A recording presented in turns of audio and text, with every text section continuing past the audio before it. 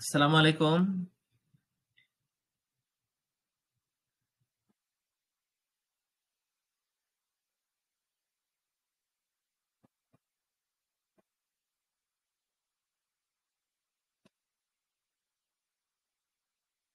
আসসালামু আলাইকুম। Screen share দেখা যাচ্ছে? জি ভাইয়া, দেখা যাচ্ছে। আচ্ছা, তাহলে আমরা হচ্ছে আমাদের 11 তারিখে প্রথম পরীক্ষা হচ্ছে মৌলিক ব্যবস্থাপনা, ঠিক আছে? তো এখন আমরা যা আজকে থেকে যা পড়তে চাচ্ছি, ইনশাআল্লাহ যদি আমাদের এই ধারাবাহিকতা অব্যাহত থাকে, তাহলে আমরা মৌলিক ব্যবস্থাপনাটা আগে শেষ করতে চাই। সেটা হতে পারে ঈদের ছুটির আগে। আমি কি বোঝাতে পারছি? এবং আমার যে প্ল্যান, সেটা হচ্ছে ঈদের ছুটির আগে মৌলিক ব্যবস্থাপনা যদি শেষ করতে পারি, ঈদের ছুটিতে আর একটা শেষ করব। তারপরে ঈদের ছুটির মানে ঈদের ছুটি চলাকালীন সময় ঈদের পরে একটা, এভাবে তিনটা অন্তত শেষ করতে চাচ্ছি। তারপরে আবার মৌলিক ব্যবস্থাপনা পরীক্ষার আগে আবার শুরু করতে চাচ্ছি, এইভাবে, ঠিক আছে? তা আমরা গ্রুপ স্টাডিতে মৌলিক ব্যবস্থাপনা এবং মানব সম্পদ ব্যবস্থাপনা মোটেও পড়িনি। মানব সম্পদ একটু ধরছিলাম, মৌলিকটা টোটালি ধরা হয় নাই, ঠিক আছে? জি। তা মৌলিক ব্যবস্থাপনাটা একটু আমরা দেখি। দেখেন, এখানে 11টা প্রশ্ন আছে। এখন 11টা কেন? 11টা হওয়ার কারণ হচ্ছে মৌলিক ব্যবস্থাপনায় আহ আছে, বই আছে 2টা, নতুন পুরাতন 2টা বই। এখন বিগত বছরের প্রশ্ন আসছে পুরাতন বই থেকে, বর্তমানে যেহেতু নতুন বই রানিং আছে সেটার থেকেও প্রশ্ন হতে পারে, এর জন্য একটু সাজেশন বেড়ে গেছে। তা আমরা এসব কথাবার্তা কিছুই বলবো না, আমরা ধরেই পড়া শুরু করব, ঠিক আছে? এখানে দেখেন, ব্যবস্থাপনার গুরুত্ব বর্ণনা করুন। আমরা এগুলো সবই পড়বো, এটা ইম্পর্টেন্ট প্রশ্ন। এইটা 2 নাম্বারটা ইম্পর্টেন্ট, 3 নাম্বারটা আরো ইম্পর্টেন্ট।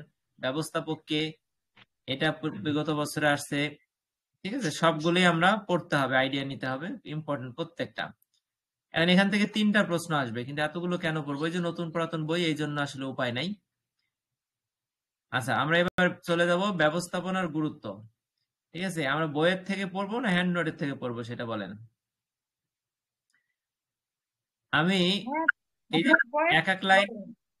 বইয়ের থেকে, এখন বিষয়টা হচ্ছে জি। বইয়ের থেকে ঠিক আছে পড়া যাবে, কিন্তু যেখানে পয়েন্ট কমাইছি পরীক্ষার জন্য তো অবশ্যই হ্যান্ড নোটে যাইতে হবে, ঠিক আছে? যেমন এখানে এই যে আচ্ছা। দেখেন, হেনরি ফিউলের 14টি ব্যবস্থাপনা নীতি, এই 14টাই দিতে হবে।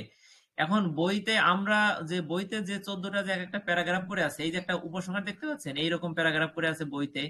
তো সেইটাই 14টা, এতগুলো প্রশ্ন লেখা সম্ভব হবে না। তবে আপনি একটা লাইন আমি কেন দিছি, যদি কেউ 14টা দিতে পারে এবং ইংরেজি গুলো দিতে পারে, আর যদি এক লাইনও লিখে, তাহলে সে ভালো মার্কস পাবে। আর মেইন একটা লাইন দিছি, এই লাইনটা শিখে আমরা হয়তো আরো 2টা লাইন বানাই লিখতে পারবো, হ্যাঁ? এই জন্য এটাকে ছোট করে ফেলছি। আচ্ছা, এবার তাহলে আমি চলে যাই ব্যবস্থাপনার গুরুত্ব। আচ্ছা, আমরা বইয়ে যাই, ব্যবস্থাপনার গুরুত্ব বইয়ে কি আছে একটু দেখি।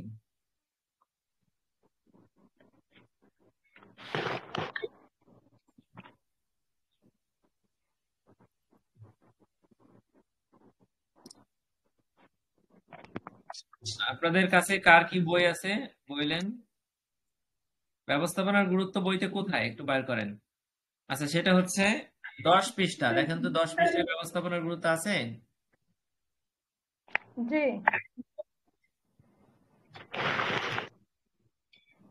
আচ্ছা দেখেন, এখানে আমি নতুন পুরাতন 2টা বই মিলিয়ে এবং আমার নিজের থেকে কিছু আইডিয়া করে আমি লিখছি, ঠিক আছে? এখানে বইয়ের সাথে পয়েন্টস গুলো মিলতেছে না নোটের, আমরা যদি বইয়েরটা পড়ি, পড়তে পারি।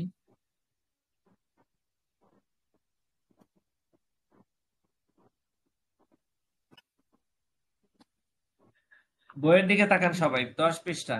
বইতে যেহেতু এখানে 9টা আছে, আমরা বইয়ের থেকে এটা একটু পড়ি। ব্যবস্থাপনার প্রয়োজনীয়তা বা গুরুত্ব। ভূমিকাটা স্ক্রিন শেয়ার থেকে দেখেন। ব্যবস্থাপনা একটি নিরবিচ্ছিন্ন কার্যক্রমের সমষ্টিগত প্রক্রিয়া। ব্যবস্থাপনা প্রক্রিয়ার কার্যক্রম সমূহ হচ্ছে পরিকল্পনা, সংগঠন, কর্মী সংস্থান, নির্দেশনা ও নিয়ন্ত্রণ, প্রেষণা, সমন্বয় সাধন ও নিয়ন্ত্রণ। মূলত 4টি কাজ বলা হয়, এখানে অনেকগুলো আছে, 4টি মূলত ঘুরে ফিরে। যেমন নির্দেশনা নেতৃত্বে একটা, পরিকল্পনা, সংগঠন, কর্মী সংস্থান, এগুলো দিয়ে 4টা আর কি করে। ব্যবস্থাপনা এমন সব মৌলিক কার্য নির্দেশিকাকে বোঝায় যা ব্যবস্থাপনার জন্য পথ নির্দেশ হিসাবে কাজ করে এবং যে কোনো সংগঠনে তা প্রয়োগ করা যায়। এটা হচ্ছে ভূমিকা। এখন ভূমিকাটা আবার একটু পড়ি। ব্যবস্থাপনা হচ্ছে একটি নিরবিচ্ছিন্ন কার্যক্রমের সমষ্টিগত প্রক্রিয়া। আমরা আজকে ইম্পর্টেন্ট প্রথম 3টা প্রশ্ন পড়বো, হ্যাঁ, তাতে আমাদের 1.5-2 ঘন্টা হয়ে যাবে। দেখেন, ব্যবস্থাপনা একটি নিরবিচ্ছিন্ন কার্যক্রমের সমষ্টিগত প্রক্রিয়া, মানে নিরবিচ্ছিন্ন, থামে না কিন্তু। ব্যবস্থাপনা প্রক্রিয়ার কার্যক্রমগুলো হলো 4টা জিনিস: পরিকল্পনা, সংগঠন, কর্মী সংস্থান, নির্দেশনা, নেতৃত্ব, সমন্বয় সাধন এবং নিয়ন্ত্রণ, প্রেষণা। এই সবগুলো মিলে 4টা হবে। সেই 4টা নিচে আছে, পড়বো আমরা। আপনি এতগুলো বাদ দিয়ে 4টা বলবেন। ব্যবস্থাপনা এমন সব মৌলিক কার্য নির্দেশিকাকে বোঝায়। ব্যবস্থাপনা এমন সব মৌলিক কার্য নির্দেশিকাকে বোঝায় যা ব্যবস্থাপনার জন্য পথ নির্দেশ করে এবং যে কোনো সংগঠনে তা প্রয়োগ করা যায়। বাবা, তুমি তো পড়ে যাই বাবা।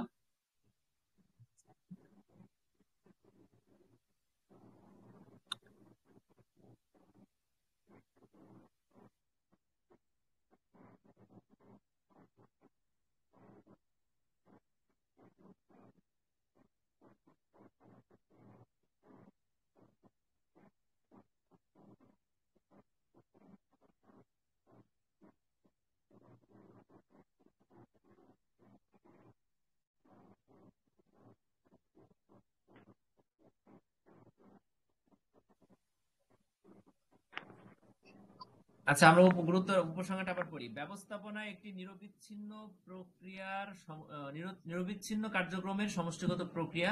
ব্যবস্থাপনার কার্যাবলী হলো 4টি, সেটা বলবেন। বলার পরে ব্যবস্থাপনা এমন একটি মৌলিক কর্ম নির্দেশিকাকে বোঝায় যা ব্যবস্থাপনার জন্য পথ নির্দেশ করে এবং যা যে কোনো সংগঠনে প্রয়োগ করা যায়। আমি নিজের থেকে বললাম। এবার দেখেন, এবার ব্যবস্থাপনার প্রয়োজনীয়তা বা গুরুত্ব, এটা তো একটা মৌলিক প্রশ্ন। এই অধ্যায়টা মানে কমন প্রশ্ন আসে। তো এখানে 8টা দিছি, বইতেও মানে 9টা আছে, ঠিক আছে। এখন আমি এই 8টাই আমি পড়তে চাই, নোটের 8টা। আমি এই 8টার দিকে দেখেন আপনারা। লক্ষ্য অর্জন সহজতর করা, একবার পড়ি, ভালো না লাগলে আমরা বইতে যাব। ব্যবস্থাপনার সুনির্দিষ্ট কর্ম পরিকল্পনা ও কৌশলের মাধ্যমে প্রতিষ্ঠানের লক্ষ্য অর্জনে সহায়তা করে। একটা জিনিস দেখেন, আপনারা একটু নোটগুলো একটু মিলান ওইটার সাথে। এটা আমার কাছে ভালো লাগছে, আমার নোটেরটা, ঠিক আছে। লক্ষ্য অর্জন সহজতর করা, ব্যবস্থাপনার সুনির্দিষ্ট পরিকল্পনা। আপনারা দেখেন, এখান থেকে দেখেন, পরিকল্পনা ও কৌশলের মাধ্যমে প্রতিষ্ঠানের লক্ষ্য অর্জনে সহায়তা করে, ঠিক আছে। সম্পদের সর্বোচ্চ ব্যবহার নিশ্চিত করা, এটি মানব আর্থিক এবং মামুনি তার এটি মানব আর্থিক এবং প্রযুক্তিগত সম্পদগুলোর কার্যকর ব্যবহার নিশ্চিত করে অপচয় অপচয় কমায়।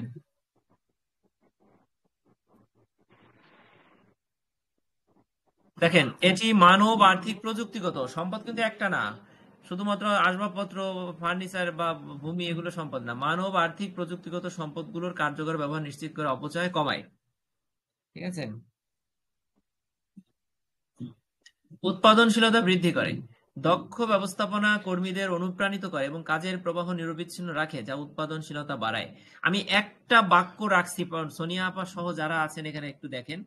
এই একটা বাক্যই আমাদের মূল জিনিস, কারণ আমরা এই অনেকগুলো বাক্য পড়ে মাথায় ঢুকাইতে পারবো না। একটা বাক্য যদি বুঝি, সেইটার আলোকে 2টা-3টা বাক্য আমরা লিখতে পারবো, ঠিক আছে। এই জন্য আমি পড়তেছি, দেখেন। উৎপাদনশীলতা বৃদ্ধি, একটা হচ্ছে কি লক্ষ্য অর্জন। প্রথমটায় আপনি লক্ষ্য অর্জন দিবেন, কারণ কি লক্ষ্যটাই সবকিছু। টার্গেট, লক্ষ্য অর্জন করা। 2 নম্বরে দিবেন সম্পদের সর্বোচ্চ ব্যবহার নিশ্চিত করা। 3 নম্বর দিবেন উৎপাদন। দেখেন এই মিল আছে পয়েন্টগুলোর মধ্যে, এই মিলটা খুব জরুরি। যেমন লক্ষ্য অর্জন দিলেন, তারপরে সম্পদের সর্বোচ্চ ব্যবহার নিশ্চিত করলেই আপনার 3 নম্বর উৎপাদনশীলতা বাড়বে। উৎপাদনশীলতা বৃদ্ধি করা, দক্ষ ব্যবস্থাপনা কর্মীদের অনুপ্রাণিত করে এবং কাজের প্রবাহ নিরবিচ্ছিন্ন রাখে। মানে শব্দ করে না, ওকে একটু থামাও। যা উৎপাদনশীলতা বাড়ায়, 3 নাম্বার। এবার দেখেন, এই করলেন, ঠিক আছে। এরপরে শৃঙ্খলার দরকার আছে, শৃঙ্খলা এবং সমন্বয় দুটো দরকার। ব্যবস্থাপনা বিভিন্ন বিভাগ ও স্তরের মধ্যে সমন্বয় সাধন করে এবং শৃঙ্খলা বজায় রাখতে সাহায্য করে। আমরা কিন্তু রিডিং করে যাবো না আজকে। আপনারা অষ্টম ব্যাচের যারা আছেন তারা একটু কথা বলেন। আমরা কিন্তু রিডিং করে যাবো না, আমরা মুখস্থ করবো, হ্যাঁ। 4টা জিনিস আবার পড়ি, দেখেন। লক্ষ্য অর্জন করা, সম্পদের সর্বোচ্চ ব্যবহার নিশ্চিত করা। তারপরে কি 3 নম্বরে হচ্ছে উৎপাদনশীলতা বৃদ্ধি করা। আর 4 নম্বরে হচ্ছে শৃঙ্খলা ও সমন্বয়, শৃঙ্খলা এবং সমন্বয়। লক্ষ্য অর্জন সহজতর করা, সম্পদের সর্বোচ্চ ব্যবহার নিশ্চিত করা, উৎপাদনশীলতা বাড়ানো, শৃঙ্খলা ও সমন্বয় সাধন করা বা শৃঙ্খলা ও সমন্বয় বজায় রাখা। এই 4টা জিনিস, ঠিক আছে।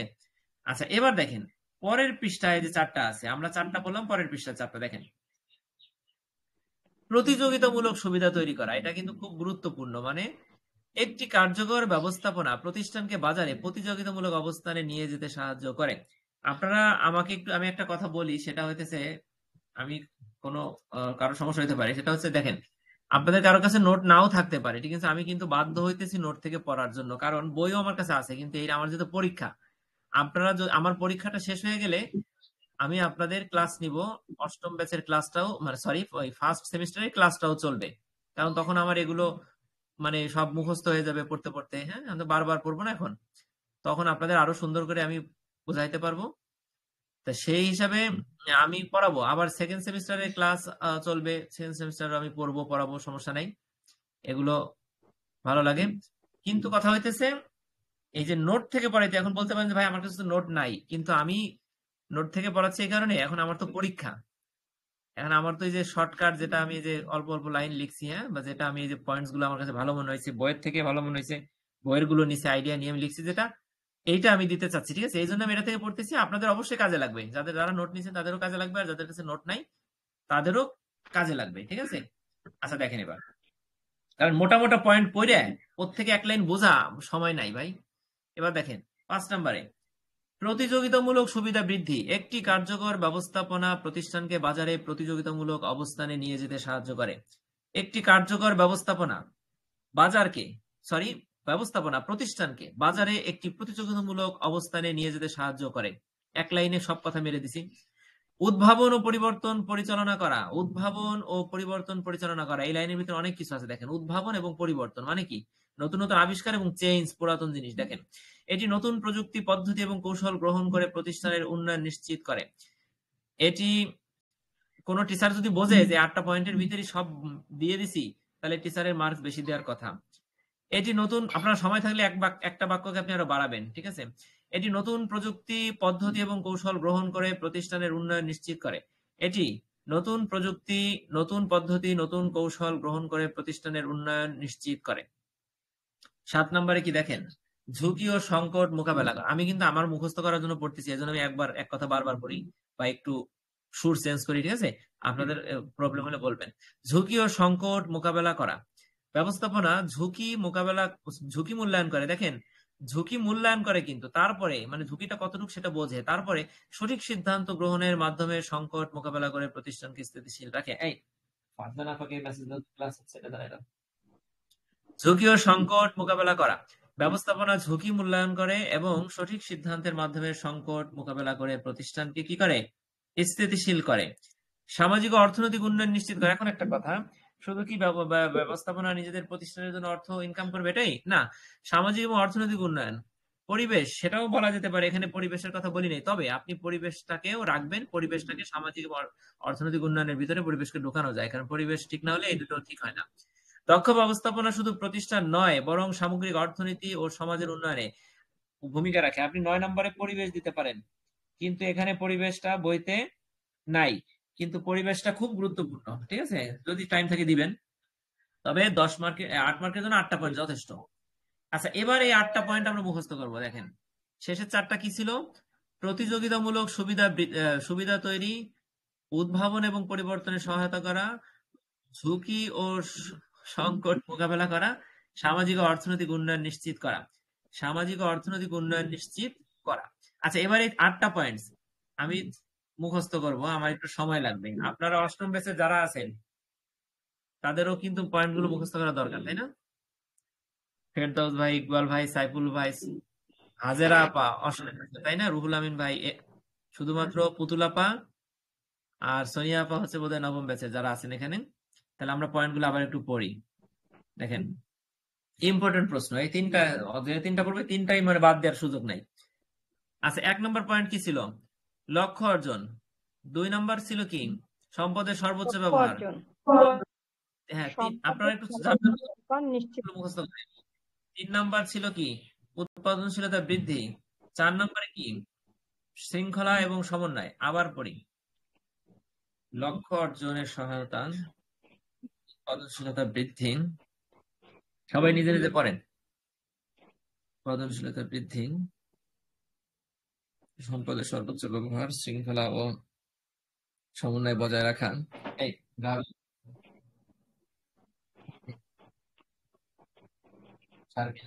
বারবার ফোন দিচ্ছে। লাস্টে 77 কে সার্চ করতে। শৃঙ্খলা ও সমন্বয় বজায় রাখা, প্রতিযোগিতামূলক সুবিধা বা বাজার তৈরি, উদ্ভাবন ও পরিবর্তনের সহায়তা, ঝুঁকি ও সংকট মোকাবেলা করা, সামাজিক ও অর্থনৈতিক উন্নয়ন নিশ্চিত করা। সামাজিক অর্থনৈতিক উন্নয়ন নিশ্চিত করা, ঝুঁকি ও সংকট মোকাবেলা করা। আচ্ছা, প্রথমত হচ্ছে লক্ষ্য অর্জনের সহায়তা করা, সম্পদের সর্বোচ্চ ব্যবহার নিশ্চিত করা, শৃঙ্খলা ও সমন্বয় সাধন, উৎপাদনশীলতা বৃদ্ধি, প্রতিযোগিতামূলক বাজার সুবিধা তৈরি, সামাজিক অর্থনৈতিক উন্নয়ন নিশ্চিত করা, ঝুঁকি ও সংকট মোকাবেলা করা।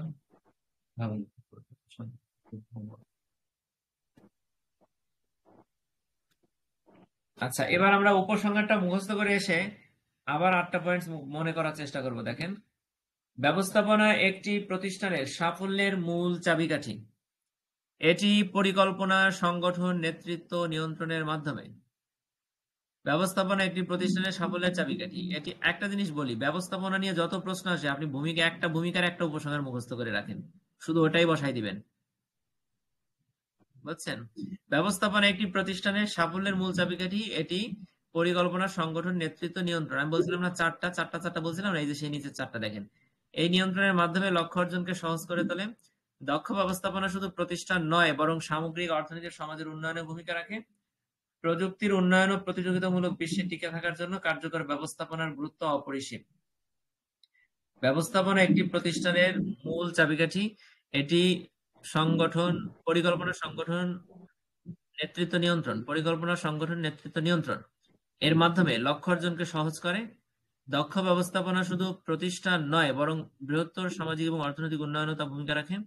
প্রযুক্তির উন্নয়ন এবং প্রতিযোগিতামূলক বিশ্বে টিকে থাকার জন্য ব্যবস্থাপনার গুরুত্ব অপরিসীম।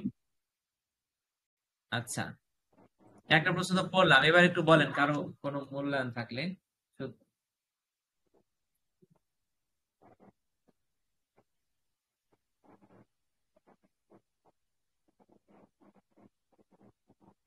আচ্ছা, ঠিক আছে, সবাই ঘুমাচ্ছেন বুঝতে পারছি, অথবা পাশের লোকের ঘুম ভেঙে যাবে, কথা বলতে হবে না। তাহলে আমি পড়ে যাই, দেখেন আপনারা থাকেন। 8টা পয়েন্টস আবার একটু মুখস্থ করতে হবে। 1 নাম্বার হচ্ছে লক্ষ্য অর্জনে সহায়তা করা, সম্পদের সর্বোচ্চ ব্যবহার নিশ্চিত করা, উৎপাদনশীলতা বৃদ্ধি, শৃঙ্খলা ও সমন্বয়, প্রতিযোগিতামূলক বাজার ব্যবস্থায় টিকে থাকা, উদ্ভাবন ও পরিবর্তনের সহায়তা করা, ঝুঁকি ও সংকট মোকাবেলা, উদ্ভাবন ও পরিবর্তন পরিচালনা করা। হ্যাঁ, ঝুঁকি ও সংকট মোকাবেলা করা, সামাজিক ও অর্থনৈতিক উন্নয়ন নিশ্চিত করা। আচ্ছা, কেউ বলতে পারবেন এই 8টা? ভাই আমি একটু বলবো। হ্যাঁ, আপনি বলেন, আপনি আমাকে ধরেন, আপনাকে আমি পড়াগুলো ধরি, বলেন। লক্ষ্য অর্জনে সহায়তা করা, সম্পদের হ্যাঁ, সর্বোচ্চ ব্যবহার নিশ্চিতকরণ। হ্যাঁ, 3 নম্বর হলো উৎপাদনশীলতা বৃদ্ধি। 4 নম্বর হলো শৃঙ্খলা ও সমন্বয় বজায় রাখা। প্রতিযোগিতামূলক বাজার ব্যবস্থায় টিকে থাকা। তারপর উদ্ভাবন ও পরিবেশ উদ্ভাবন ও পরিবর্তন। পরিচালনা। উদ্ভাবন ও পরিবর্তন, হ্যাঁ, হ্যাঁ, পরিবর্তন পরিচালনা করা। পরিবর্তন তারপর ঝুঁকি পরিচালনা করা। হ্যাঁ, তারপরে ঝুঁকি ও সংকট মোকাবেলা করা। সামাজিক ও অর্থনীতি উন্নয়ন নিশ্চিতকরণ করা। আচ্ছা, এবার 9 তাহলে নম্বর আমাকে হলো ধরেন। জি আচ্ছা, বলেন। এবার আমি বলি, দেখেন, আমি প্রথমে ভূমিকাটা একটু বলি। ব্যবস্থাপনা একটি নিরবিচ্ছিন্ন প্রক্রিয়া।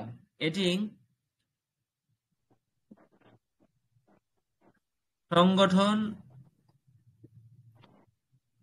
ব্যবস্থাপনা একটি নিরবিচ্ছিন্ন প্রক্রিয়া। এটি পরিকল্পনা, সংগঠন, নেতৃত্ব ও নিয়ন্ত্রণ, এই কার্যক্রম সমূহ হচ্ছে ব্যবস্থাপনার প্রক্রিয়া।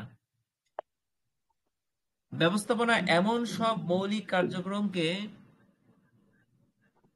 একত্রিত ভাইয়া, করে যার লেখাগুলো এত মাধ্যমে, ছোট যে আমি কিছুই আচ্ছা বড় করি, একটু জুম করে বড় করা যায়? জুম করছি দেখেন। ব্যবস্থাপনা এমন সব মৌলিক কার্যক্রমকে নির্দেশ করে যার মাধ্যমে একটি প্রতিষ্ঠান বা ব্যবস্থাপনার জন্য পথনির্দেশ হিসাবে সেটা ভূমিকা রাখে এবং তা যে কোনো সংগঠনে প্রয়োগ করা যায়। এবার পয়েন্ট 4টা বলি। লক্ষ্য অর্জনে সহায়তা করা, সম্পদের সর্বোচ্চ ব্যবহার নিশ্চিত করা, উৎপাদনশীলতা বৃদ্ধি, শৃঙ্খলা সমন্বয় সাধন। তারপরে হচ্ছে প্রতিযোগিতামূলক বাজার ব্যবস্থায় প্রতিযোগিতামূলক সুবিধা তৈরি করা, পরিবর্তন ও উদ্ভাবন পরিচালনা করা, সংকট ও ঝুঁকি মোকাবেলা করা, সামগ্রিক অর্থনৈতিক এবং সামাজিক উন্নয়ন নিশ্চিত করা। আচ্ছা, উপসংহারটা হচ্ছে ব্যবস্থাপনা একটি প্রতিষ্ঠানের উন্নয়নের মূল চাবিকাঠি। পরিকল্পনা, নিয়ন্ত্রণ, সংগঠনকরণ, নেতৃত্ব এর মাধ্যমে একটি প্রতিষ্ঠান তার সাফল্যের স্বর্ণশিখরে পৌঁছাতে পারে। শুধু দক্ষ ব্যবস্থাপনা শুধু প্রতিষ্ঠানকেই নয়, বরং সামাজিক এবং অর্থনৈতিক প্রতিটি ক্ষেত্রে উন্নয়নে ব্যবস্থাপনা ভূমিকা রাখে। প্রযুক্তির উন্নয়ন এবং প্রতিযোগিতামূলক বাজার ব্যবস্থা সৃষ্টি করতেও ব্যবস্থাপনার গুরুত্ব অপরিসীম। ঠিক আছে আপা? আচ্ছা, এবার আমরা 2 নম্বর প্রশ্ন দেখেন। ব্যবস্থাপকের দক্ষতা খুব ইম্পর্টেন্ট প্রশ্ন, মানে এইগুলো প্রশ্ন বাদ রেখে প্রথম অধ্যায় হবে না। এখানে কয়টা আছে দেখেন, 4টা। 4টা দেখছেন? এই 4টা বোধহয় বইয়ের থেকে হুবহু দিছি কিনা, বইয়ের থেকে না, বইয়ের থেকে দেই নেই। বইয়ের থেকে না দেওয়ার কারণ কি জানেন? বইয়ের এই যে দেখেন ব্যবস্থাপকীয় দক্ষতা,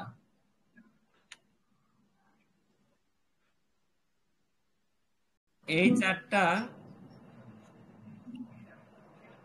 বইতে দুই দুই ধরনের প্রশ্নের জন্য বইতে দেখেন 12 এবং 13 পৃষ্ঠা দেখেন। 12 এবং 13 পৃষ্ঠা পয়েন্ট প্যারাগ্রাফ গুলো অনেক বড় এবং প্রত্যেকটা প্যারাগ্রাফের 2টা অংশ, প্রত্যেকটা পয়েন্টের 2টা অংশ। এই প্রথম অংশ হচ্ছে ব্যবস্থাপকের দক্ষতার বিবরণ, আর দ্বিতীয় অংশটা হচ্ছে আর একটা প্রশ্নের, মানে একই রিলেটেড প্রশ্নের অংশ। এর জন্য আমি এটাকে এই যে আলাদা করে লিখছি দেখেন। এবার আমরা পড়ি এখান থেকে। সফলভাবে প্রতিষ্ঠান পরিচালনার জন্য একজন ব্যবস্থাপককে নানা রকম দক্ষতা অর্জন করতে হয়। সফলভাবে যেহেতু আমরা ব্যবস্থাপকীয় দক্ষতার কথা পড়তেছি, একজন ব্যবস্থাপকের নানা রকম অভিজ্ঞতা অর্জন করতে হয়। ব্যবস্থাপনার বিভিন্ন স্তরে বিভিন্ন রকম দায়-দায়িত্ব দক্ষতার সাথে পালন করার জন্য ব্যবস্থাপককে প্রয়োজন অনুযায়ী বিভিন্ন দক্ষতার অধিকারী হতে হয়। ভূমিকায় কি বলছি? সফলভাবে প্রতিষ্ঠান পরিচালনার জন্য একজন ব্যবস্থাপককে নানা রকম দক্ষতা অর্জন করতে হয়। ব্যবস্থাপনার বিভিন্ন স্তরে বিভিন্ন রকম দায়-দায়িত্ব দক্ষতার সাথে পালন করার জন্য ব্যবস্থাপককে প্রয়োজন অনুযায়ী বিভিন্ন দক্ষতার অধিকারী হতে হয়। একটা হচ্ছে নানা রকম দক্ষতা অর্জন করতে হয়, আর প্রয়োজন অনুযায়ী বিভিন্ন দক্ষতার অধিকারী হতে হয়, একই ধরনের কথা। আচ্ছা, এবার দেখেন ব্যবস্থাপকীয় দক্ষতাকে নিম্নের 4টি দিক থেকে আলোচনা করা যায়। ঠিক আছে? 4টা দিক কি? একটা হচ্ছে সমস্যা নির্ণয় ও সমাধান দক্ষতা। ঠিক আছে? 2 নাম্বারটা হচ্ছে ধারণাগত দক্ষতা।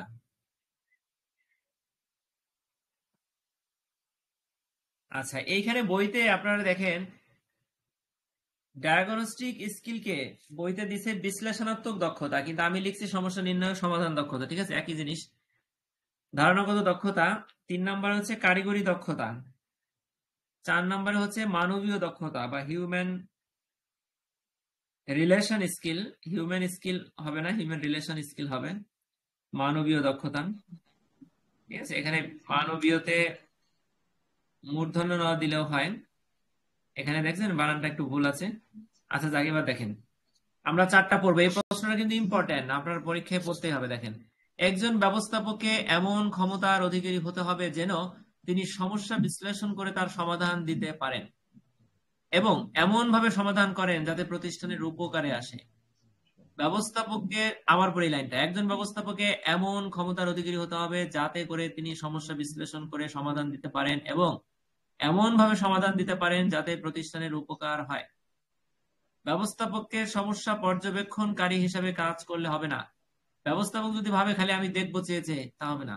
তাকে সমস্যা সম্পর্কে অগ্রিম চিন্তা করে বা সমস্যার প্রকৃতি সম্পর্কে নকশা প্রণয়ন করে তার সমাধান বের করতে হবে। নকশাটা এখানে বানানটা আপনি কারেকশন করে লিখবেন। চিন্তা করে এবং সমস্যার প্রকৃতি সম্পর্কে নকশা প্রণয়ন করে তার সমাধান বের করতে হবে। আবার পরে কি বলছে দেখেন, একজন ব্যবস্থাপককে এমন ক্ষমতার অধিকারী হতে হবে, চোখ বুজে শুনেন আমার কথা, যাতে তিনি সমস্যা বিশ্লেষণ করে তার সমাধান দিতে পারেন, এমন ভাবে সমাধান দিতে পারেন যাতে প্রতিষ্ঠানের উপকারে আসে। ব্যবস্থাপককে শুধু পর্যবেক্ষণকারী হিসেবে কাজ করলে হবে না, তাকে সমস্যার সম্পর্কে অগ্রিম চিন্তা করতে হবে, সমস্যার প্রকৃতি সম্পর্কে নকশা প্রণয়ন করে তার সমাধান বের করতে হবে। সমস্যা নির্ণয় এবং সমাধান দক্ষতা, হ্যাঁ মোটামুটি আমার হয়ে গেছে, আইডিয়াটা আমি লিখতে পারবো। আবার পড়বে, একবার পড়লে হবে না। আমি কয়েকবার আগে পড়ছি, আইডিয়া নিছি, কিন্তু এখন একটু বারবার পড়তে হবে। এবার দেখেন ধারণাগত দক্ষতা, আপনি এখানে চারটার বেশি কিন্তু দিতে পারবেন না। ব্যবস্থাপকীয় দক্ষতা চারটাই, এর বেশি 10টা দিলে মার্কস বেশি পাবেন না। ধারণাগত দক্ষতা দেখেন, ধারণাগত দক্ষতা হলো প্রতিষ্ঠানের প্রতিটি কাজের মধ্যে শৃঙ্খলা সৃষ্টি এবং সমন্বয় সাধন করার ক্ষমতা। সহজ ভাষায় বলা যায় এটা হলো সংগঠনের সকল কাজের গতি একটিমাত্র চিত্রের মাধ্যমে দেখার ক্ষমতা। ক্লিয়ার? এখানে বলছে কি শৃঙ্খলা সৃষ্টি এবং সমন্বয় সাধন করার ক্ষমতা, এটা ধারণাগত না। প্রথম বাক্য বললে মনে হবে ভুল বলতেছি, কিন্তু কথা হইতেছে সকল কাজের গতি একটা মাত্র চিত্রের মাধ্যমে দেখার ক্ষমতা, এটা হচ্ছে আপনার ধারণা। কিভাবে কোন কাজ হচ্ছে না হচ্ছে, কিভাবে একটি প্রতিষ্ঠানে বিভিন্ন কাজের বিভিন্ন অংশ একত্রীভূত করা যায় এবং কোন একটি অংশের পরিবর্তন হলে অন্যান্য অংশকে কিভাবে প্রভাবিত করে ইত্যাদি জানার ক্ষমতাটি হচ্ছে ধারণাগত ক্ষমতা।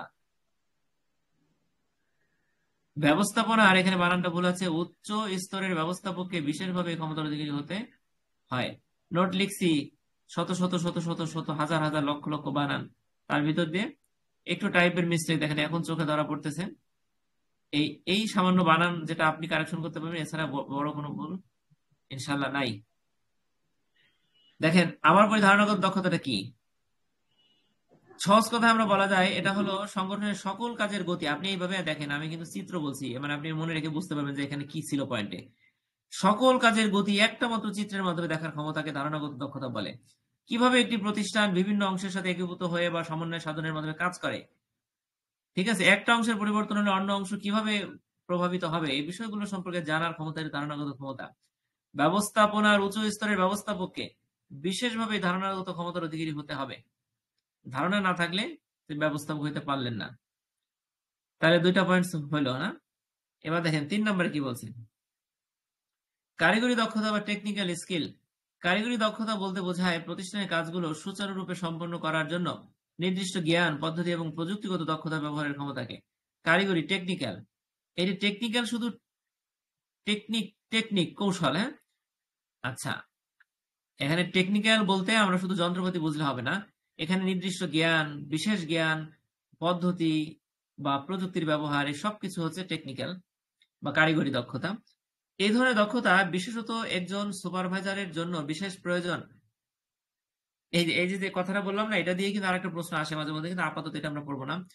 বিশেষ একজন সুপারভাইজারের জন্য বিশেষ দক্ষতা মানে টেকনিক্যাল দক্ষতাটা প্রয়োজন, যিনি কিনা কর্মীদের প্রাত্যহিক বিভিন্ন রুটিন কাজগুলি তদারকি করেন। এক্ষেত্রে সুপারভাইজার সবসময় খেয়াল করেন কোথাও কোনো সমস্যার সমাধান। সুপারভাইজার সবসময় খেয়াল কোথাও কোনো সমস্যার সমাধান করতে হবে। এই দক্ষতা অর্জনের জন্য ব্যবস্থাপককে জানতে হয় গবেষণা এবং উন্নয়ন কাজ পরিচালনা করতে, জানতে হয় কিভাবে বৈজ্ঞানিক গবেষণা পরিচালনা করতে হয়, কিভাবে দলকে সংগঠিত করতে হয়, কিভাবে বিজ্ঞান ভিত্তিক কর্মের মূল্যায়ন করা যায় ইত্যাদি সম্পর্কে। আমরা আবার একটু পড়ি কারিগরি দক্ষতাটা কি। এটা আপনি বানাই লিখবেন। দেখেন এখান থেকে মূল কথাটা প্রথম বাক্যটা দেওয়ার পর নিচে বানাই লিখবেন।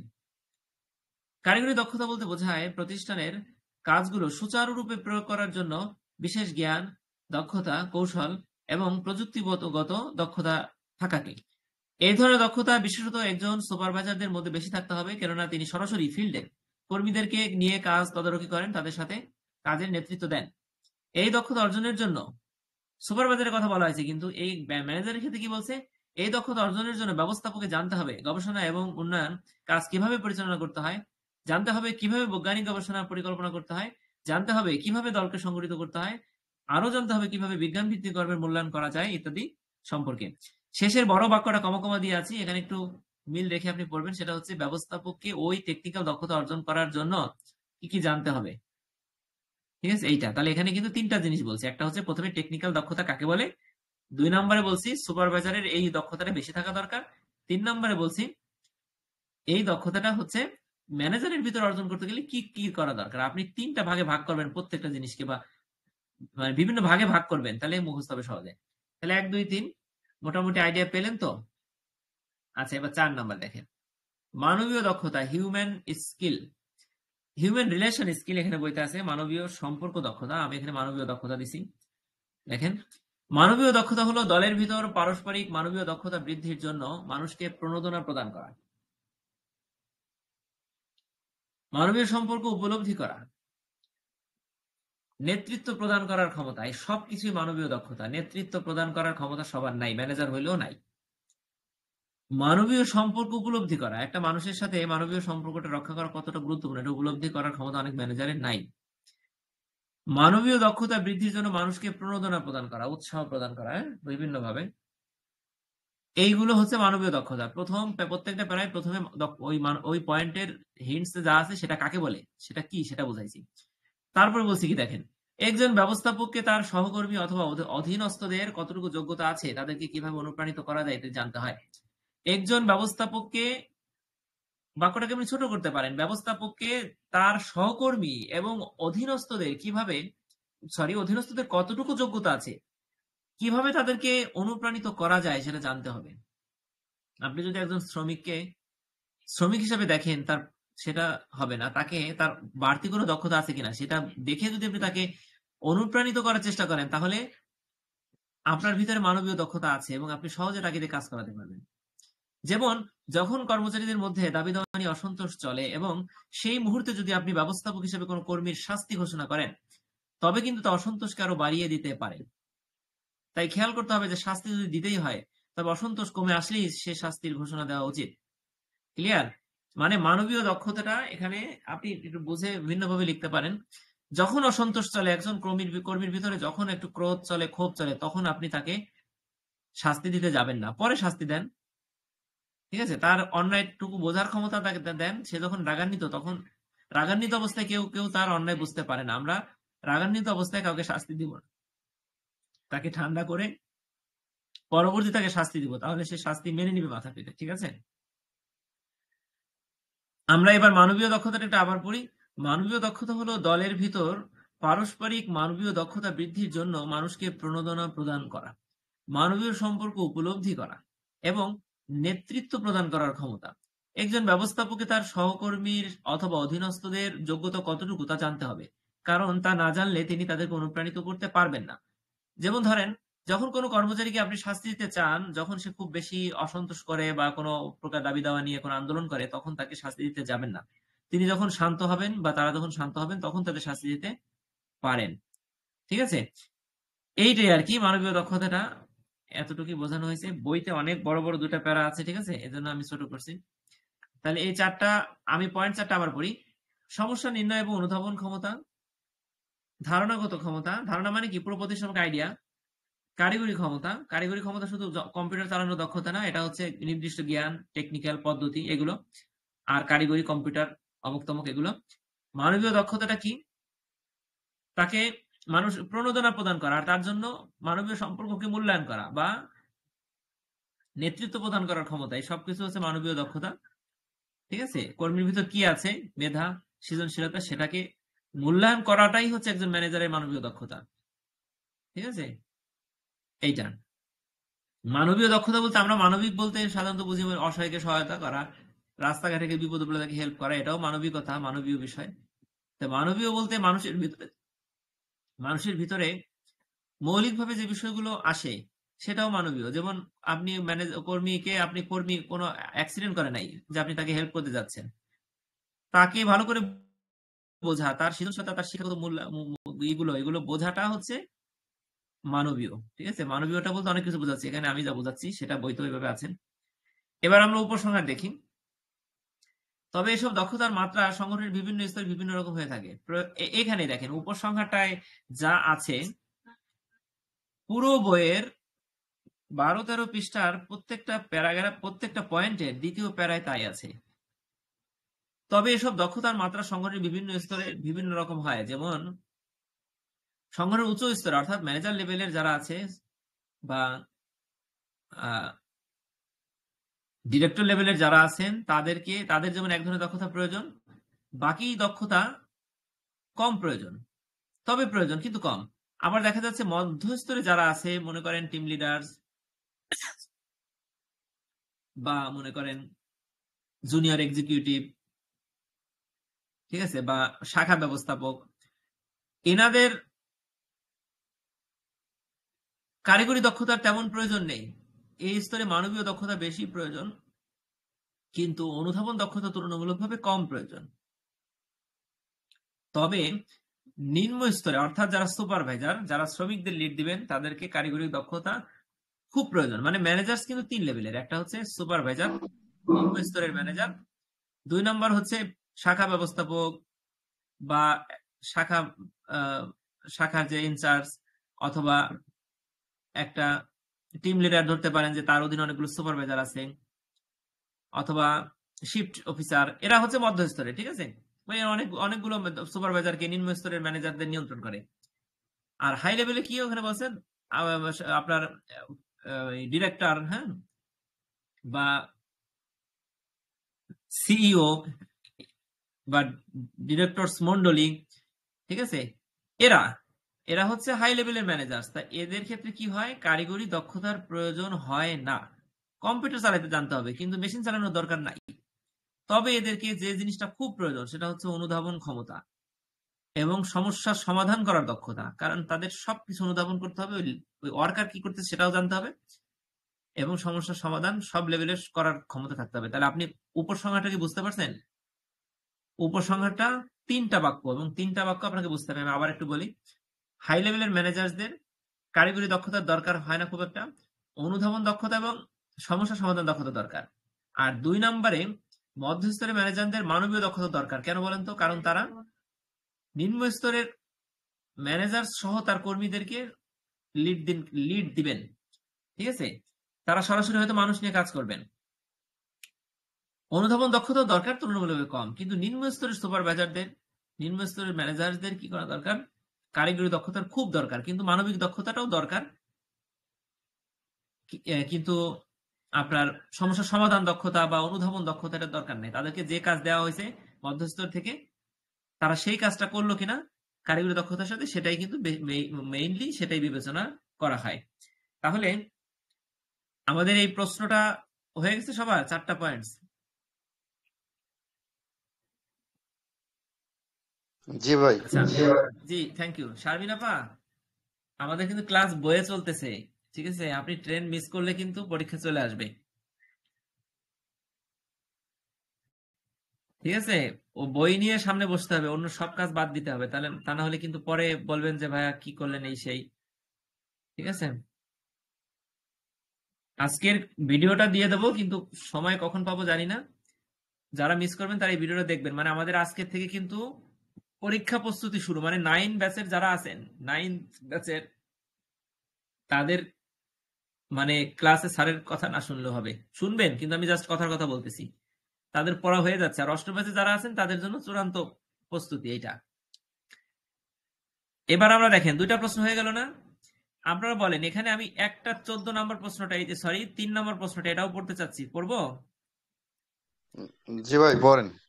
আচ্ছা দেখেন, এখানে কিন্তু আমরা পড়বো কি পড়বো না এটা শুনবো না। যদি 2 জনও থাকে, আমি সাধারণত জোরে পড়তে পছন্দ করি, ছোটবেলা থেকে জোরে পড়ি। আমার পরে এক বাড়ি থেকে আরেক বাড়ির মানুষ শুনতো, ঠিক আছে।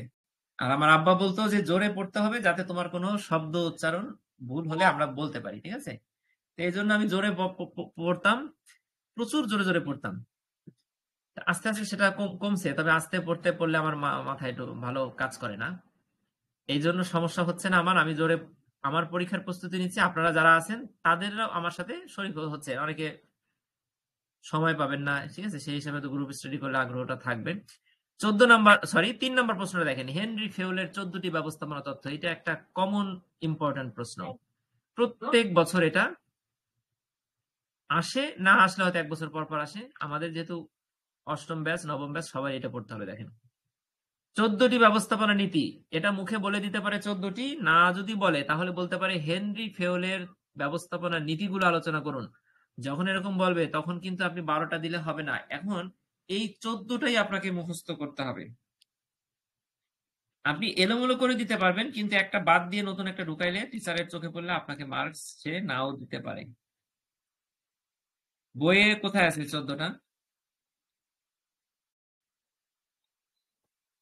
মামুনি বাবা, আচ্ছা 14টি পয়েন্টস কোথায় আছে দেখি।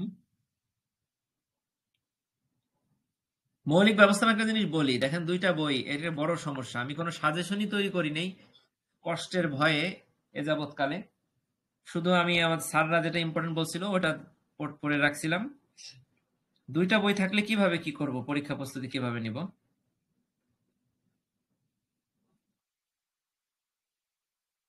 হেনরি ফেউলের 14টা কোথায়? সোনিয়া আপা ঘুমাইছেন?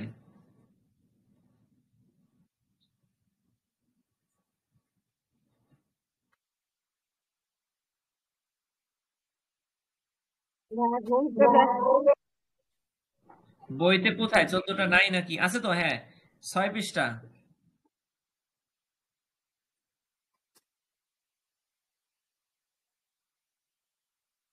ভাইয়া কোন সাবজেক্ট করা হচ্ছে? এটা প্রতিদিন দেখবেন। কে বলছেন? মাহমুদ আপা নাকি? ভাইয়া মাত্র জয়েন হলাম তো তাই। ও আচ্ছা আচ্ছা, আমরা হচ্ছে এই মৌলিক ব্যবস্থাপনাটা শুরু করছি, 1 নাম্বার প্রশ্ন থেকে শুরু করছি, কোনো কিছু বাদ দেওয়া যাবে না।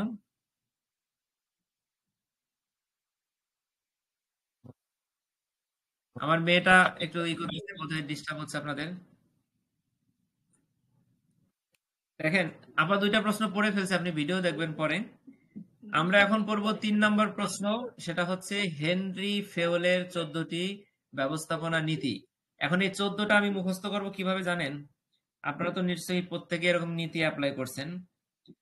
প্রত্যেকটার প্রথম বর্ণ দিয়ে এক একটা করে শব্দ বা ছন্দ বা যেভাবে যেটা মনে করেন, তা আমি বানাইছি কি জানেন? হাসবেন না কেউ।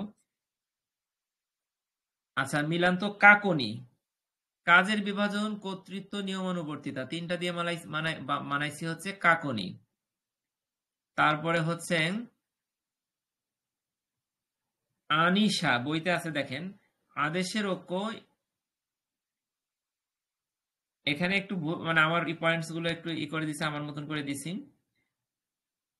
বই অনুযায়ী আপনাদের বলতেছি, দেখেন আনিশা আদেশের ঐক্য, নির্দেশনার ঐক্য, সাথে সাধারণ স্বার্থের কাছে ব্যক্তিক স্বার্থের অধীনতা। আচ্ছা তারপরে দেখেন, আচ্ছা এটা আমি নাই বললাম, এটা আপনারা নিজের মতন করে বানাবেন। আমি পড়ি 14টা, দেখেন কাজের বিভাজন, আগে ভূমিকাটা পড়ি। হেনরি ফেওল, হেনরি ফেওল, ফেওল, OIOL, ফেওয়াল, দেখেন ছিলেন একজন ফরাসি প্রকৌশলী ও ব্যবস্থাপনা বিশেষজ্ঞ। হেনরি ফেওল ছিলেন একজন ফরাসি প্রকৌশলী ও ব্যবস্থাপনা বিশেষজ্ঞ।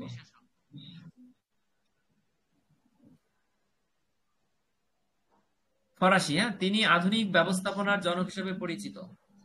1916 সালে জেনারেল অ্যান্ড ইন্ডাস্ট্রিয়াল ম্যানেজমেন্ট, এটা কিন্তু বইতে নাই কথাটা, আমি এই ভূমিকা দেখেন, এই ভূমিকাটা যে ভালো হয় আপনি প্রথমেই মার্কস পেয়ে গেলেন। ইন্ডাস্ট্রিয়াল ম্যানেজমেন্ট বইতে 14টি ব্যবস্থাপনা নীতির কথা উল্লেখ করেন, যা আজও ব্যবস্থাপনার ক্ষেত্রে সমান গুরুত্বপূর্ণ। হেনরি ফেল ছিলেন একজন ফরাসি প্রকৌশলী ও ব্যবস্থাপনা বিশেষজ্ঞ। তিনি আধুনিক ব্যবস্থাপনার জনক। তিনি তার জেনারেল অ্যান্ড ইন্ডাস্ট্রিয়াল ম্যানেজমেন্ট বইতে 14টি ব্যবস্থাপনা নীতির কথা উল্লেখ করেন, যা আজও ব্যবস্থাপনার ক্ষেত্রে গুরুত্বপূর্ণ। হেনরি ফেল ছিলেন একজন ফরাসি প্রকৌশলী ও ব্যবস্থাপনা বিশেষজ্ঞ। তিনি আধুনিক ব্যবস্থাপনার জনক। 16 সালে তিনি তার জেনারেল এবং ইন্ডাস্ট্রিয়াল ম্যানেজমেন্ট বইতে 14টি ব্যবস্থাপনা নীতি উল্লেখ করেন, যা আজও ব্যবস্থাপনার ক্ষেত্রে গুরুত্বপূর্ণ। শেষ, ভূমিকাটা শেষ, তাই না? আপনাদের হয়ে গেছে না? এবার দেখেন কাজের বিভাজন, ডিভিশন অফ ওয়ার্ক। ঠিক আছে, আমি কাজের বিভাজনটা পড়ি, একটা বাক্য তো দেখেন।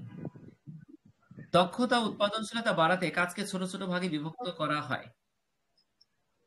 দক্ষতা ও উৎপাদনশীলতা বাড়াতে কাজকে ছোট ছোট ভাগে ভাগ করা হয়। এটা কি? মৌলিক ব্যবস্থাপনার নীতি। 2 নম্বর কি? কর্তৃত্ব দায়িত্ব। ব্যবস্থাপকের অধিকার এবং দায়িত্ব একসঙ্গে থাকতে হবে। আমি পুরো একটা প্যারাগ্রাফকে একটা মৌলিক কথার ভিতরে আনার চেষ্টা করছি, ঠিক আছে? এই একটা পয়েন্টস মুখস্থ করে বুঝে পরীক্ষার হলে যাব। পয়েন্টস গুলোকে যদি বড় করতে হয় আর একটু বড় করবো, তবে সবগুলোতে একটা একটা আনতে পারিনি, অন্যগুলোতে তার বেশি আছে। ব্যবস্থাপকের অধিকার ও দায়িত্ব, অধিকার মানে কর্তৃত্ব, কর্তৃত্ব দায়িত্ব একসঙ্গে থাকতে হবে। কর্তৃত্ব আছে, দায়িত্ব জ্ঞান নাই, দায়িত্ব নাই, দায়িত্ব আছে কর্তৃত্ব নাই, এখানে দুটো একসাথে দেখেন। অথরিটি এবং রেসপন্সিবিলিটি দুটো একসাথে থাকতে হবে। 3 নম্বরে কি বলছে? নিয়মানুবর্তিতা। প্রতিষ্ঠানের নিয়মকরণ মেনে চলা কর্মীদের জন্য বাধ্যতামূলক। ঠিক আছে, সকলের জন্য বাধ্যতামূলক। এখানে কর্মীদের মেনে চলতে হবে যেমন, তেমনি ম্যানেজার বা যারা আছে ব্যবস্থাপক সবাইকেই মেনে চলতে হবে। এখানে কিন্তু ব্যবস্থাপনার নীতি পড়তেছি আমরা, কিন্তু ব্যবস্থাপকের নীতি পড়তেছি না। ঠিক আছে, এখন ব্যবস্থাপনাটা মানেই হচ্ছে পরোক্ষভাবে ব্যবস্থাপকের দায়িত্ব। ঠিক আছে, সেই হিসাবে কখনো কখনো ব্যবস্থাপক সব কথা আসছে, কখনো কখনো ব্যবস্থাপনা আসছে। ঠিক আছে, ভাইয়া একটা কথা বলতে চাচ্ছিলাম। জি আপা বলেন। ভাইয়া এই যে 14টা যে নীতি আছে, এটা কি মানে এলোমেলো হলে পয়েন্ট সমস্যা আছে, না সিকোয়েন্স এলোমেলো মেনটেন করতে হবে? এলোমেলো করার সমস্যা নাই, তবে আপনি যদি একটা সিকোয়েন্স মেইনটেইন না করেন তাহলে এলোমেলো হলে একটা আপনার মনেই আসবে না পরীক্ষার হলে। তাহলে শেষ ভাইয়া আপনি পর্যন্ত এই ওটা যে perfect করতে পারেন। প্রথম ওয়ার্ড দিয়ে যে কবিতা বানাচ্ছেন ওইটা দিয়ে দিয়েন গ্রুপে লিখে, আমাদের জন্য সুবিধা হবে, যারা ফলো করবে করবে, আমি যারা না করবে বইতে না একটা করবে। বইতে একটা বানাইছিলাম, কিন্তু বইয়ের কিছু কিছু, যেমন দেখেন বইয়ের দিকে আপনি তাকান, 6 নম্বরটা দেখেন, সাধারণ স্বার্থের কাছে ব্যক্তিক স্বার্থের অধীনতা। এই কথাটা আমার কাছে একটু পেঁচানো ঘোরানো মনে হয়েছে। সাধারণ স্বার্থের কাছে, আমি লিখছি ব্যক্তিগত স্বার্থের চেয়ে প্রতিষ্ঠানের স্বার্থ, প্রতিষ্ঠানের স্বার্থ। এই শিরোনামের ভিতরে আমি বোঝাতে চাইছি পারিশ্রমিক কেন্দ্রীয়করণ। ঠিক আছে, এই জন্য একটু মিলতেছে না ছন্দটা। আমরা একটা বানাইতে পারি, যেমন 4টা 4টা করে বানান। কাজের বিভাজন, কর্তৃত্ব, নিয়মানুবর্তিতা, একক, আদেশ। ঠিক আছে, এখানে নিজের মতন করে বানাতে হবে। বইতে যেটা আমি লিখছি সেটা আমি দিয়ে দেবো, ছবি তুলে যান পরে, এখন বলে দেন আমাকে। কাজের বিভাজন, কর্তৃত্ব, দায়িত্ব, নিয়মানুবর্তিতা, একক, আদেশ। দেখেন ইউনিটি অফ কমান্ড, একজন কর্মী শুধুমাত্র একজন ঊর্ধ্বতন কর্মকর্তা নির্দেশনা অনুসরণ করবেন। ব্যবস্থাপনায় যদি এরকম হয় যে আমি 4 দিক থেকে 4জন ম্যানেজার বা এক্সিকিউটিভ সবার নির্দেশ মানতেছি, তাহলে কিন্তু সবার নির্দেশ মানবো, কিন্তু একটা কাজের জন্য 4 জনের 4 রকম বলে তো হবে না, সে কথা বলছে এখানে। একক নির্দেশনা, একই লক্ষ্যের অধীনে সব কাজ পরিচালিত হবে। ঠিক আছে, ডিরেকশনটা ডিরেকশনের ইউনিটিটা আর কমান্ডের ইউনিটি, এই দুইটা কিন্তু আলাদা আলাদা পয়েন্টস। একক আদেশ বা একক নির্দেশনা, হ্যাঁ, বা এখানে আপনি ঐক্য দিতে পারেন, বইতে ঐক্য আছে। ঠিক আছে, আর ইংরেজির সাথে বাংলা এভাবে পুঙ্খানুপুঙ্খভাবে মিক্স করে আমি রাখিনি, একটু বৈচিত্র্য রাখছি। দেখেন একক আদেশ, একক দিক নির্দেশনা। একক দিক নির্দেশনায় কি লিখবেন? একই লক্ষ্যের অধীনে সব কাজ পরিচালিত হবে। আর একক আদেশের ক্ষেত্রে কি হবে? একজন কর্মী শুধুমাত্র একজন ঊর্ধ্বতন কর্মকর্তার নির্দেশনা অনুসরণ করবেন। আচ্ছা, 6 নম্বরে দেখেন, ব্যক্তিগত স্বার্থের চেয়ে প্রতিষ্ঠানের স্বার্থ অগ্রাধিকার পাবে। ঠিক আছে, প্রতিষ্ঠানের লক্ষ্য ব্যক্তিগত স্বার্থের চেয়ে গুরুত্বপূর্ণ, মানে প্রতিষ্ঠান একজন ব্যক্তির জন্য থেমে থাকবে না। ঠিক আছে, ব্যক্তি ভালো কাজ না করলে সে বাদ যাবে। প্রতিষ্ঠানের লক্ষ্য ব্যক্তিগত স্বার্থের থেকে অনেক উপরে। পারিশ্রমিক, কর্মীদের ন্যায্য বেতন ভাতা প্রদান করা উচিত, এটাই ব্যবস্থাপনার নীতি। কেন্দ্রীয়করণ, সিদ্ধান্ত গ্রহণের ক্ষেত্রে ক্ষমতা শীর্ষ ব্যবস্থাপকদের হাতে থাকবে, তবে প্রয়োজনে বিকেন্দ্রীকরণ করা যেতে পারে। দেখেন লাইনের মূল কথা, প্যারাগ্রাফের মূল কথা কিন্তু বলছি। সিদ্ধান্ত গ্রহণের ক্ষমতা সবার থাকবে না, একজন সুপারভাইজারও তার উপরের সিদ্ধান্ত অনুযায়ী কাজ করবে, একজন টিম লিডারও তাই করবে, একজন জুনিয়র এক্সিকিউটিভও তাই করবে। প্রয়োজনে বিকেন্দ্রীকরণ হতে পারে, এ কথাও আপনি ঢোকাবেন এই প্যারাটা আসলে। দেখেন স্কেলার চেইন, এই স্কেলার চেইনটা কি? এটা হচ্ছে প্রতিষ্ঠানের প্রত্যেকটা যে ধাপ, উঁচু থেকে নিচু, ঠিক আছে, সেখানে সবাই একটা সম্পর্কে যুক্ত থাকবে, সেটা হচ্ছে কর্তৃত্ব সম্পর্ক। অর্থাৎ একজন আরেকজনের উপরে কেবলই ঊর্ধ্বতন কর্মকর্তা কেবলই জুনিয়র কর্মকর্তাকে বা জুনিয়র পদাধিকারীকে কি করবেন, একটা চেইনে বাঁধবেন, ঠিক আছে, একজন আরেকজনের নির্দেশ অনুযায়ী কাজ করবেন। এটাই হচ্ছে স্কেলার চেইন। বইতে দেওয়া আছে জোড়া মই শিকল, ঠিক আছে। আদেশের আনুষ্ঠানিক ধাপ থাকা উচিত যাতে যোগাযোগ কার্যকর হয়। আদেশের আনুষ্ঠানিক ধাপ মানে চেইন, বুঝতে পারছেন? শৃঙ্খলা, অর্ডার, প্রতিটি সম্পদ এবং কর্মী নির্দিষ্ট স্থানে থাকলে সংগঠনের কার্যকারিতা বাড়ে। শৃঙ্খলার মানে কি? একটা টেবিল যেখানে থাকার কথা ওখানে থাকবে, চেয়ারটা টেবিলের কাছে থাকবে, দূরে দূরে থাকে হবে না।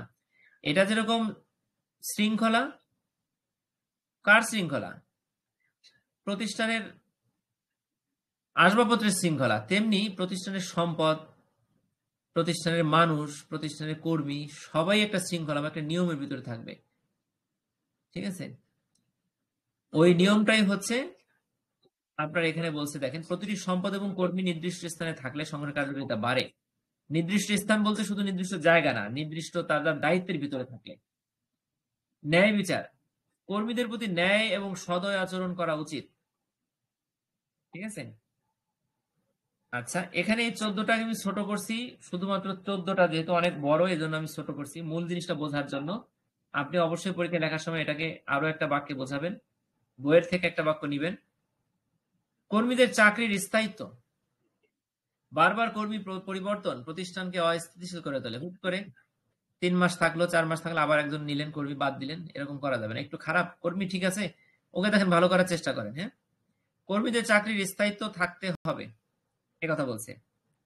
এবার 13 নম্বরে কি? উদ্যম, ইনিশিয়েটিভ। দেখেন কর্মীদের সৃজনশীলতা এবং উদ্যোগ গ্রহণের সুযোগ দেওয়া উচিত। কোন প্রকার সৃজনশীলতা যদি না মানেন ম্যানেজার, ঠিক আছে, তাহলে সেই কর্মী কিন্তু মরে যান, তার সবকিছু ধ্বংস হয়ে যায়, এবং তার ব্যক্তিগত উদ্যোগ সৃজনশীলতার একটু কাজটা যেভাবে আছে বিধিতে সেইভাবে করবেন, কিন্তু একটু এদিক ওদিক করলে ওনাকে সুযোগ দিতে হবে, ঠিক আছে। দলগত চেতনা, দেখেন একতা এবং সহযোগিতা বজায় রেখে দলীয়ভাবে কাজ করা উচিত, বুঝতে পারছেন? একতা এবং সহযোগিতা বজায় রেখে দলীয়ভাবে কাজ করা উচিত, অর্থাৎ দলগত চেতনা থাকতে হবে। 8 ঘন্টায় যারা কাজ করবেন সেই শিফটে বা সেই সময়ে তারা সবাই একটা দল। আচ্ছা, এবার আমাদের বড় চ্যালেঞ্জ হচ্ছে এই 14টা মুখস্থ করা। আমরা এই প্রশ্নটা পড়ে হয়তোবা যদি আর কেউ না চান আমরা রেখে দিব, তবে আমার মনে হয় আরো একটু পড়তে পারি আমরা। এই 14টা মুখস্থ করে রেখে দিতে পারি। দেখেন 14টা সবাই একটু মুখস্থ করেন, অষ্টম ব্যাচে যারা আছেন, যদি আগে থেকে হয়ে যেতে থাকে তো ভালো। আচ্ছা মাহমুদা আপা, জি ওই ভাইয়া। যে যেটা বললাম, মানে 14টা কিন্তু এমনিতেই মুখস্থ করা সম্ভব না, ঠিক আছে। জি এটাকে একটা ছন্দ বানান, ঠিক আছে। কিভাবে বানানো যায় আপনি বানান, আপনারটা নেই, কালকে বানাই দেন। ভাইয়া, আপনি তো করছেনই, তাহলে ওটা দিলেই তো হয়ে যায়। একটা করছি, কিন্তু সেটাই বইয়ের পয়েন্টের সাথে নোটের, আমি নোট থেকে তো পড়তেছি। আচ্ছা বইয়ের ঠিক আছে, আমি বইয়েরটা তাহলে আমি ছবি তুলে গ্রুপে দিয়ে দেবো। এইটা দিয়ে বইয়ের যে ইগুলো আছে, মানে হিন্টস গুলো আছে, ওইটা মিলাইয়া আপনি পয়েন্ট গুলো লিখবেন। আর যদি ভালো লাগে তাহলে এই নোটের থেকে একটা বাক্য পড়বেন, তাহলে পয়েন্টস হিন্টস লিখবেন বই থেকে এই প্রশ্নের ক্ষেত্রে, ঠিক আছে। তাহলে জি। আমার ওই ছন্দটা ছন্দ না, ওটাও মনে রাখতে হবে, মুখস্থ করতে হবে। ওটাকে আমি ছন্দ আকারে বানানো সম্ভব হয় নাই। ওটাকে কিছু উদ্ভট অর্ডে বানাইছি। সেই উদ্ভট অর্ড গুলো মনে রাখতে পারলে 12-14টা লেখা সম্ভব হবে। তাহলে আমরা আজকে এই 14টার ভিতরে কি আছে তাই আমরা বুঝে ফেললাম। এখন জাস্ট পয়েন্টস গুলো যদি লিখতে পারি তাহলে এই প্রশ্নটা হয়ে যাবে। আর উপসংহার হয়ে গেছে। উপসংহারটা আবার একটু মনে করি। হেনরি ফেওল একজন ফরাসি প্রকৌশলী এবং ব্যবস্থাপনা বিশেষজ্ঞ ছিলেন। তিনি আধুনিক ব্যবস্থাপনার জনক। 1916 সালে জেনারেল এবং ইন্ডাস্ট্রিয়াল ম্যানেজমেন্ট নামক বইতে তিনি 14টি নীতির কথা বলেছিলেন। এবার আমরা উপসংহার করব। হেনরি ফেওলের 14টি ব্যবস্থাপনার ভিত্তি স্থাপন করেছে। এসব নীতির যথাযথ প্রয়োগ প্রতিষ্ঠানকে সুসংগঠিত এবং কার্যকরভাবে পরিচালিত করতে সাহায্য করে। হেনরি ফেওলের 14টি ব্যবস্থাপনার ভিত্তি হিসেবে কাজ করে। এসব নীতির যথাযথ প্রয়োগ প্রতিষ্ঠানকে সুসংগঠিত এবং কার্যকরভাবে পরিচালিত করে। আধুনিক ব্যবস্থাপনায় প্রযুক্তির পরিবর্তনের সাথে সাথে কিছু কিছু আপডেট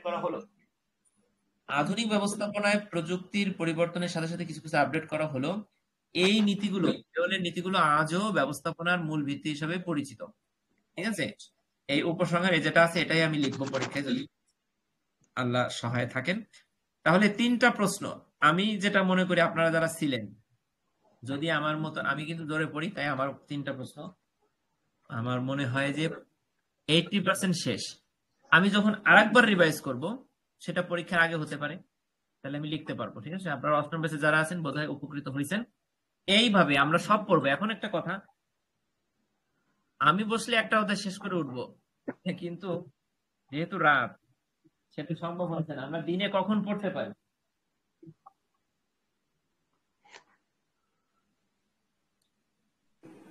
ভাইয়া সকালে 10টার পরে।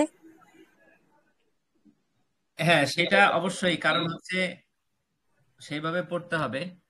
ঠিক আছে, কিন্তু আমার শিফটিং ডিউটি থাকার কারণে আমি বড়ই মুসিবতে আছি পরীক্ষা। ঠিক আছে, তবে ভাই সকালে তো ডিউটি থাকে, ওই সময় তো ক্লাস করা সম্ভব হবে?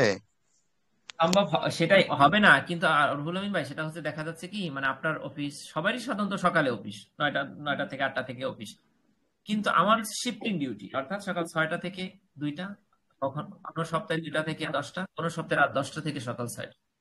এই জন্য যেহেতু পরীক্ষা চলে আসছে, পরীক্ষার পরে আপনাদের সুবিধা অনুযায়ী আমি পড়াইতে পারবো, আমি যদি কেউ করেন। ঠিক আছে, এখন আমি ওই যে আমার শিফটিং অনুযায়ী পড়তে হবে। যারা থাকতে পারবেন না তারা রেকর্ড থাকবে, রেকর্ডটা দেখবেন। সেম রেকর্ডে আপনি আমাদের এই ভয়েস শুনতে পাচ্ছেন, রেকর্ডে এইভাবে আলোচনা শুনতে পাচ্ছেন। আপনি রেকর্ড শুনে শুনেও বই সামনে নিয়ে অনায়াসে পড়তে পারেন, মনে করবেন যে অনলাইনে গ্রুপ স্টাডি হইতেছে। ঠিক আছে, ঠিক আছে এটা ভাই। ছাড়া কিছু আপাতত করার নাই, যেহেতু পরীক্ষা চলে আসছে, বুঝতে পারছেন? এখন সকালে আমি রেখে দেবো, বাবা একটু দাঁড়াও না, সকালে পড়বো। ঠিক আছে, এখন কালকে পারবো কিনা জানি না। কালকে আমার একটু শপিং আছে, বাড়িতে যাব। ঠিক আছে, যদি বিকালের দিকে পারি নোটিশ দিয়ে আমরা সাথে সাথে যারা থাকবেন তারা ঢুকে পড়বেন, অষ্টম ব্যাচের বিশেষ করে। ঠিক আছে, অথবা নবম ব্যাচে ভাইয়া যারা আছেন। হুম। টাইম শিডিউলটা যদি অ্যাটলিস্ট 2 ঘন্টা আগে দিয়ে দেন তাহলে আচ্ছা, আমাদের জন্য দেবো। সুবিধা হয়। হাতের তবে একটা কাজগুলো কথা, শেষ করে তাহলে আমরা একটু প্রিপেয়ার থাকতে পারবো, আমরা যারা তবে একটা গৃহিণী কথা আছি। তবে একটা কথা, সেটা হচ্ছে, মানে যেহেতু পরীক্ষা চলে আসছে, আমাকে পরে যদি বলেন যে ভাই এই যে 3টা প্রশ্ন হয়ে গেল আজকে, এখন কালকে যদি বলেন যে একটা প্রশ্ন হয় নাই, ওটা যদি আবার একটু করেন, তাহলে কি এই মুহূর্তে আমার কি সেটা করা সম্ভব? সেটা কি করা উচিত হবে বলেন? রেকর্ডেড দেখবে যারা অ্যাক্টিভ থাকবে। হ্যাঁ, সেটাই, মানে কথা হইতেছে যে আমি আমার নিজের প্রস্তুতি নিতেছি, এটা আমি মনে করতেছি এখন। আজকের আগে যত ক্লাস নিয়েছি সবগুলোতে কিন্তু আমি মনে করছি আমি যারা আমার সামনে আছে শুনতেছে তাদের প্রস্তুতির কথা চিন্তা করছি। এখন আমরা যারা অষ্টম ব্যাচের আছি তাদের স্বার্থটা আগে দেখবো, নবম ব্যাচের স্বার্থ এমনিতেই হয়ে যাবে। আমরা যে 3টা প্রশ্ন পড়ছি, এই 3টা প্রশ্ন কালকে আর পড়বো না। এরপরে পরিসংখ্যান ধরবো, ওটাকেও আমরা শেষ করবো, প্রত্যেকটা সাবজেক্ট শেষ করবো। ঠিক আছে, আপনারা সবাই সাথে থাকবেন, উপকৃত হবেন। কালকে থেকে 4 নাম্বার প্রশ্ন পড়বো। ঠিক আছে, তবে আমার টার্গেট হচ্ছে সর্বোচ্চ 5 দিনে একটা বইয়ের 6টা-7টা অধ্যায় শেষ করা, কিন্তু সেটা সকালে শুরু করলে সম্ভব হবে। যদি 10টায় শুরু করি, 12:30 ঠিক আছে, যদি জোহরের নামাজের পরে শুরু করি ইফতার ধরে যাবে। ঠিক আছে, এইভাবে একটু প্রস্তুতি নিয়ে এইভাবে একটু থাকার চেষ্টা করবেন, অথবা 4টা পর্যন্ত বা 2টা থেকে 4টা, মানে মিনিমাম 2 ঘন্টার সময় নিয়ে আপনি করবেন। ভাইয়া ঠিক আছে, এইটাই। প্রশ্নটা কেমন হবে একটু ওই ইয়েটা একটু লিঙ্ক এটা দিয়েন। কোথায় আপা, কি বললেন? বিগত বছরের প্রশ্ন, প্রশ্ন? জি জি, ওই যে আপনি যে সাজেশনটা দিয়ে তো পড়াচ্ছেন ওইটাই। তো বুঝতে পারছি না, এটা তো একটা গাইড বই আপা, এটা তো আসলে ওইভাবে অনলাইনে দিচ্ছি না, ও আচ্ছা। বুঝতে পারছেন? তবে এই যে ইন্ডিভিজুয়াল 1-2টা প্রশ্ন যদি না থাকে, দরকার হয় আমাকে বললে ওটা দিয়ে দেবো। ঠিক আছে, কারো কাছে যদি দরকার হয়, সব প্রশ্ন বইতে আছে, যেটা নাই, যেগুলো বইতে নাই সেগুলো অলরেডি আছে কিছু, আমি এই পরীক্ষার পরে আমি সেগুলো নবম ব্যাচের জন্য, যেগুলো বইতে নাই সেগুলোর উত্তর ওয়েবসাইট দিব আর কি, পাবেন আপনারা। আমি বলছি ওই যে সাজেশনটা, যে অন্যান্য সাবজেক্টের সাজেশনটা দিছিলেন না একটা লিঙ্ক, হ্যাঁ, হ্যাঁ, হ্যাঁ।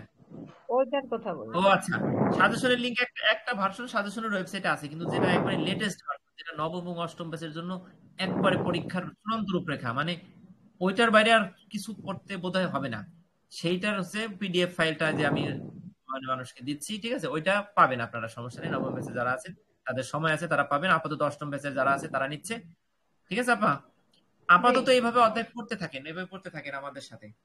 ঠিক ঠিক আছে, একটা আছে। অধ্যায়, তাহলে 3 শেষ। এবার আমরা 4 থেকে কালকে পড়বো। ঠিক আছে, ঠিক তাহলে আছে। এই রেকর্ডটা আমি হয়তো 2-1 দিনের ভিতরে আমি আরো সময় পাবো, তখন আমি দিতে পারবো। ঠিক আছে, আমি আমার যে নোটের কাজ ছিল এটার কারণে গত 3 দিন আমরা ক্লাস করিনি। অনেকে ভুল বুঝছেন, অনেকে ভাবছেন যে নানান কিছু ভাবছেন। গ্রুপে বোধহয় গত 2-3 দিনের কথোপকথন দেখলে বুঝতে পারছেন যে আমাদের একটু ঝগড়াও হয়েছিল। আমাকে একজন বলছিল যে আমি নাকি ব্যবসা করি, গাইড টাইড এগুলো খালি বিক্রি করি, ওই মেসেজ ঠিকঠাক মতন দেই, ক্লাস নাকি ঠিকঠাক মতন এই জন্য করবো না। আসলে বিষয়টা তা না, বুঝতে পারছেন? সেটা কখনোই না। কারণ একটা ব্যবসায় যদি করব তাহলে তো আমি নোট লিখবো না, আমি তো গাইড লিখতে পারবো না, পারবো? ঠিক না? তা আমি যখন এটা লিখছি, তার মানে বুঝতে হবে যে আমি আপনাদের সহযোগিতার মানসিকতা আছে, হয়তো মেধাশ্রম হিসেবে আমি কিছু টাকা নিচ্ছি। সেটা শুধু টাকার দিক চিন্তা করলে বা আমি ব্যবসা করতে সেই চিন্তা করলে হবে না। ঠিক আছে, আমি পড়তেছি, ভাই বোনদের সহযোগিতা করতেছি, 2 টাকা আসতেছে, এটাও সত্য। ঠিক আছে, সামগ্রিকভাবে আমি যা কিছু করতেছি পজিটিভ আর কি, এটাই। ঠিক আছে, তাহলে এবার ভাইরা আপনারা সবাই ভালো থাকবেন। এই বিষয়ে আমি এই একটু রুল শেয়ার করি। ভাই, জি ভাইয়া বলেন, আমি রুল কিন্তু ভাই। খুব প্রেশানিতে ছিলাম এই পরীক্ষা নিয়ে, বুঝছেন, যে জি, কেমনে কি হবে, কিভাবে প্রশ্ন হবে, হ্যাঁ, বা কিভাবে প্রিপারেশন একটা নিব, বা কিভাবে সাজেশন হ্যাঁ, পাওয়া যায়। কিন্তু আপনার হ্যাঁ, সঙ্গে আমাদের গ্রুপ স্টাডি হওয়ার পর থেকে আমি কিন্তু খুব ইজি ফেল করতেছি, যে আমার মনে হয় পরীক্ষাটা খুব ভালো হবে। আমি এখন আর পরীক্ষা নিয়ে খুব একটা টেনশন করতেছি না। হ্যাঁ, জি। আমার কাছ থেকে খুব ভালো লাগতেছে। তবে যারা আপনাকে আসলে নেগেটিভ মানে ভাবতেছে, তারা হয়তো ভাবে বুঝতে পারেনি এখনো, বুঝছেন? না সেটাই আসলে আমরা যেহেতু সহপাঠী, আমি যদি অন্য কোনো কেউ হতাম, ঠিক আছে, তাহলে ভুল বুঝতে পারতেন। তা আমি তো সহপাঠী হিসাবে আমি এমবিএ করতেছি, তা আমার উদ্দেশ্যটা তো অন্য কিছু হওয়ার কথা না। না না, ঠিক আছে, আলহামদুলিল্লাহ ভাই, আপনি যেটা করতেছেন এটা আর অনেক এই যে অনেক ভাই ভালো। নোটটা শুরু করছি, শোনেন, অবাক কাহিনী হচ্ছে কি, নোট লেখা শুরু করছি মার্চের 1 তারিখে। আমি এই যে এই পর্যন্ত, আজকে 20 তারিখ, অক্লান্ত পরিশ্রম করে, মানে কল্পনার বাইরে, অসম্ভবকে সম্ভব করছি, মানে আমি কিভাবে করছি জানি না, করে আমি শেষ করছি। তার আমার ওই ব্যবসা করার পরিকল্পনা থাকলে তো আমার আরো আগে থেকে নোট লেখা হয়ে যাবে, ঠিক না? আচ্ছা যাই সেটাই হোক আর আর কি, কি। এক একজন এক এক রকম, ওইটা কিছু না। আমরা অনেক রাত হয়েছে, তার আমরা 3টা প্রশ্ন কি মোটামুটি হয়েছে না রুল ভাই? আলহামদুলিল্লাহ ভাইয়া, খুবই ভালো একটা পড়াশোনা হলো। এই 3টা প্রশ্ন হ্যাঁ, এখন যদি না বলে অন্তত আইডিয়া করে লেখা যাবে। লেখা যাবে, খালি 14টা পয়েন্টস কিন্তু আমাকে মুখস্থ করতে হবে। ঠিক আছে, ওইটা একটা আমি ওই যে ফারজান আপা, সরি, ওই যে মাহমুদ আপা আমাকে মনে করাই দিলে আমি ছবি তুলে দিয়ে দেবো। ঠিক আছে, ইনশাআল্লাহ। আচ্ছা তাহলে 3টা শেষ।